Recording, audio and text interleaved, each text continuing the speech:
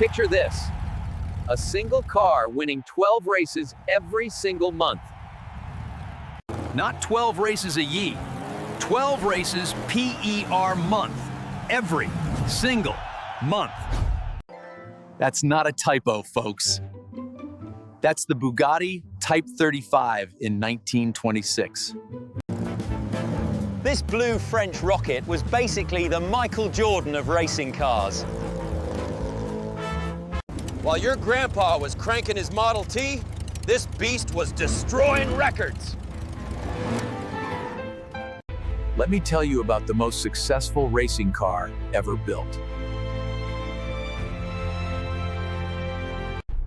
And I mean EVER. No car has come close to matching its win rate. In 1924, Ettore Bugatti was tired of watching others win races.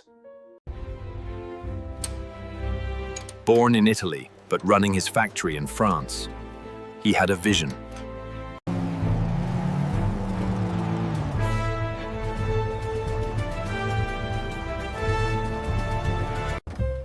Not just for professional teams, but for rich playboys who could barely drive.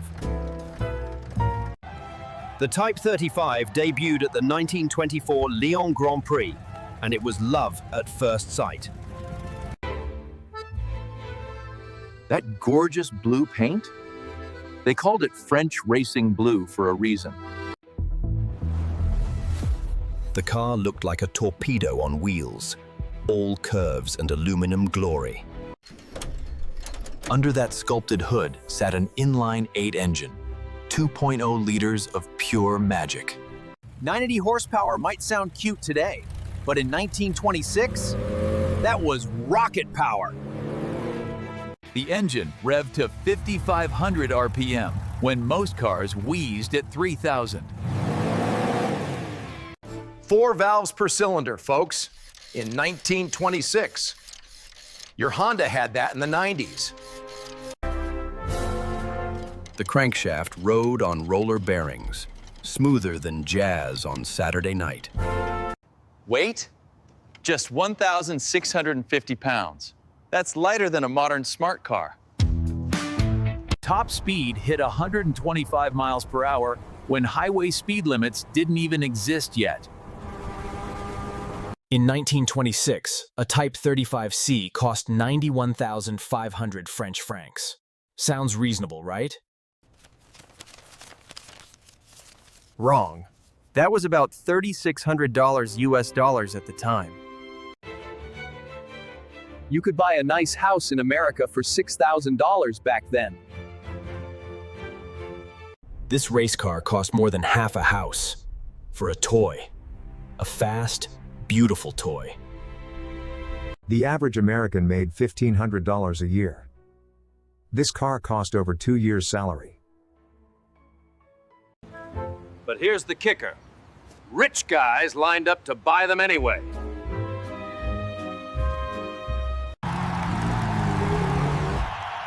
Why? Because winning races on Sunday meant showing off on Monday. Between 1924 and 1930, Type 35s won over 2,000 races. 2,000. In 1926 alone, they won 351 races and set 47 world records. The car won the World Championship in 1926. Not bad for year 2. The Targa Florio in Sicily won it 5 years straight, 1925 to 1929. That's like winning the Super Bowl 5 times in a row. Unheard of. Private owners could buy one Friday and win races Sunday. Literally. No special training, no factory support, just show up and embarrass everyone. Those wheels. Bugatti cast aluminum wheels with integrated brake drums.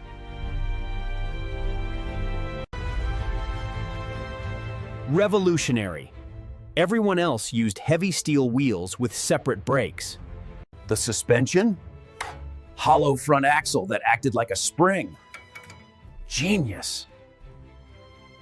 The car handled like it was on rails, which was perfect for those crazy roads.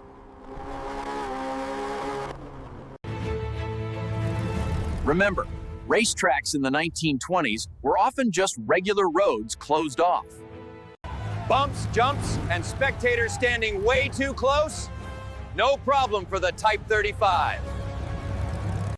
The steering was so precise, drivers said it read their minds. Can't afford the supercharged Type 35C? Try the normally aspirated Type 35A. Want more power? The Type 35B had a 2.3-liter engine for the speed freaks. On a budget, the Type 35T was the cheap version. Still cost a fortune. Each variant dominated its class. It was like Bugatti couldn't build a loser. Even the slow ones hit 100 miles per hour when most cars struggled to reach 50. Bugatti built about 340 Type 35s total. Each one became a legend. Every rich playboy wanted one. It was the Lamborghini of its day. Female racers were unstoppable. One daring driver broke speed records in her classic 1920s race car. The car appeared in every society magazine, the Instagram of the 1920s. Even today, no vintage race is complete without a few Type 35s showing up. Famous collectors own these iconic cars, preserving their legacy and competitive spirit. Original cars now sell for $3 to $4 million. That's about 1,000 houses from 1926. Bugatti pioneered ideas that wouldn't become standard for decades.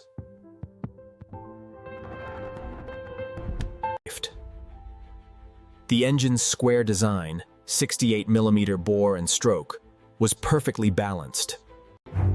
That roller-bearing crankshaft? NASCAR used the idea 40 years later. The integrated wheel/brake design influenced aircraft landing gear design. Even the distinctive horseshoe grille became the most copied design element ever. Modern Bugatti still uses design cues from the Type 35. Century-old swagger.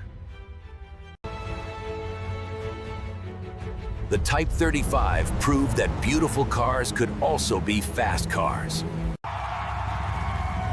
It democratized racing. You didn't need a factory team to win anymore. It showed that engineering excellence beats brute force every single time. Most importantly, it created the legend of Bugatti that lives on today. When Bugatti made the Veyron, they channeled the Type 35's winning spirit.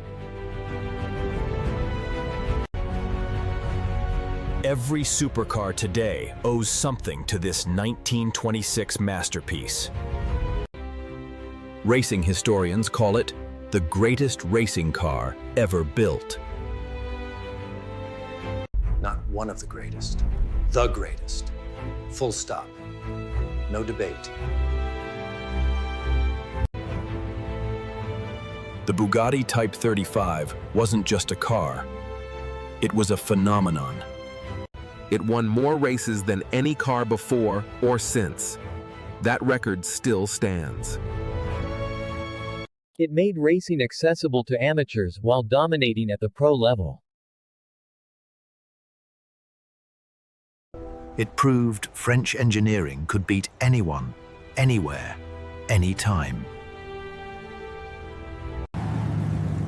A century later, surviving Type 35s still compete and often win vintage races. If you ever see one at a car show, you're looking at pure history. This is the car that created the supercar category we know today. The Bugatti Type 35. When winning wasn't everything, it was the only thing. And it won everything. 12 times a month. For 6 straight years. Now that's what I call leaving a legacy worth more than gold. Garage Hot, where classics come back to life.